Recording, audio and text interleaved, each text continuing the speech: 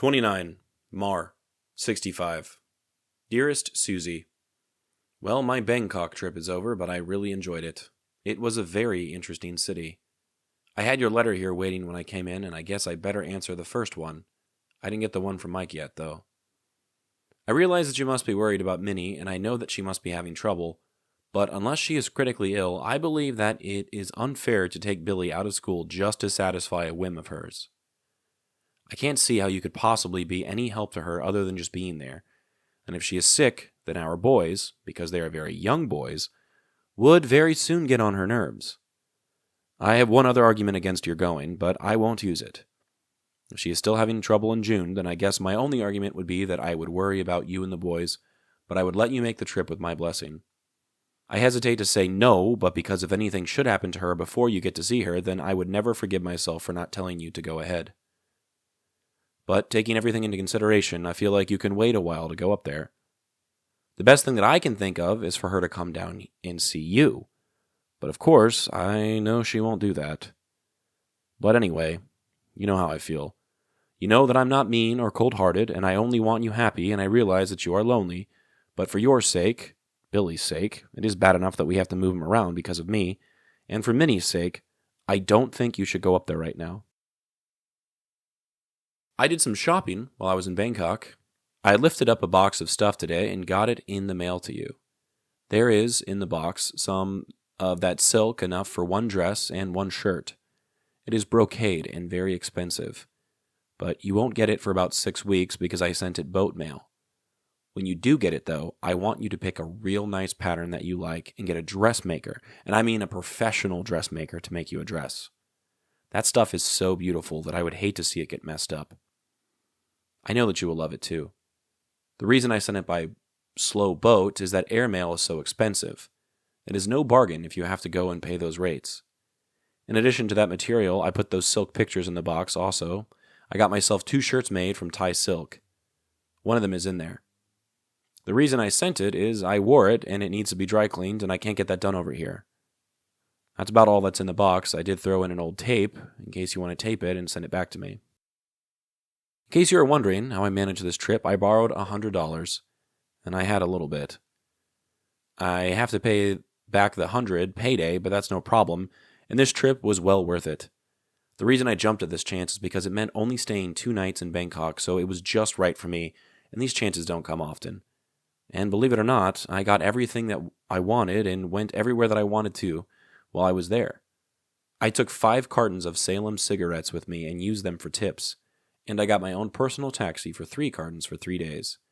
So I went sightseeing a lot and took a bunch of pictures. The hotel where I stayed was just beautiful and would have compared well with any in the U.S. My bill was only $15 for the 2 nights and 3 days. When I left here, I only had your things on my mind to do. Relax, call you, sightsee, and get some souvenirs of Bangkok. I've told you about everything else. Now let me tell you about the souvenirs. I got the cloth for you and 2 shirts for me and 2 ties for me that made of silk. I also got you a purse covered with silk to match your dress. I'll bring that to you as well as the rest of this stuff. I also got you another ring. It is called a Thai princess ring and has 8 different kinds of stones on it. I know you will love it. I also bought you one other gift.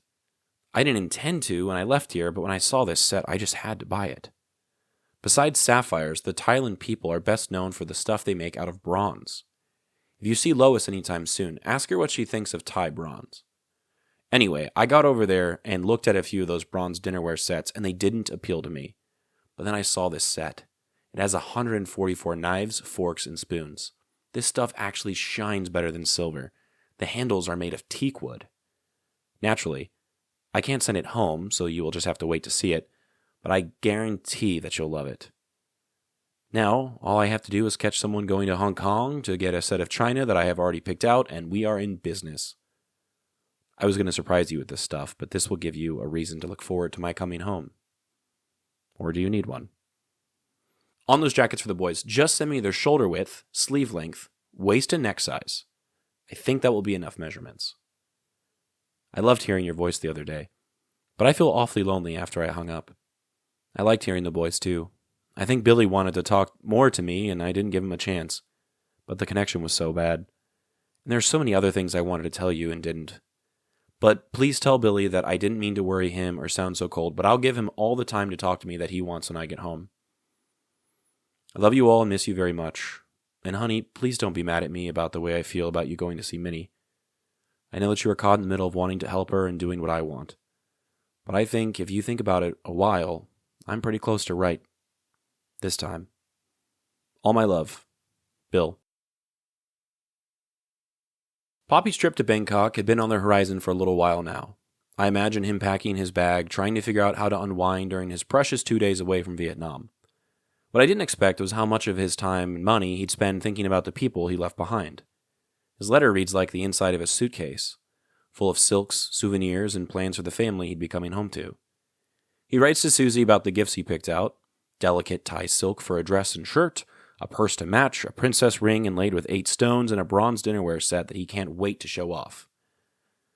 Which, by the way, has been sitting in my closet and I cannot think of anything to do with. It's big and heavy. The letter's weighed down with details: how he bartered with American cigarettes to hire a personal taxi for 3 days, how he wore one of his new shirts and carefully packed it back up, dirty but precious, to send home for dry cleaning. It's easy to get swept up in his excitement, picturing the packages slowly making their way across the ocean, but there's tension running underneath the surface. His joy at finding the perfect souvenirs is tangled up with worry. Worry for Suzie, worry for Billy, who he feels he cut off too soon during their rare phone call. He tries to strike a balance, firm in his opinions but still craving connection, still wanting to be a good husband and father, even from half a world away. There's also something deeply human in how he justifies the trip to himself. The borrowed money, the quick itinerary, the need to get away. He doesn't write about how the violence must have been gnawing at him, how even a few days outside of Vietnam might help him feel like himself again. But you can feel it pressing around in the edges. The photo I chose for today was likely taken on one of Poppy's trips outside of Vietnam. There is a chance this was taken in Bangkok. It appears to be a temple or a shrine.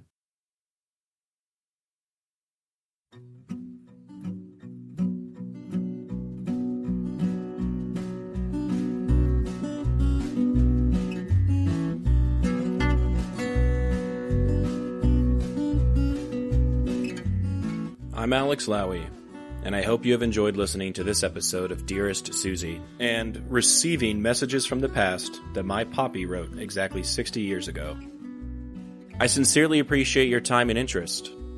Please consider following the podcast on your preferred platform, and if you're enjoying it, I kindly ask that you take the time to rate the show and leave a review. Also, please follow the project on YouTube, X, and Instagram. All likes, comments, shares, and reviews will help grow the reach of this story.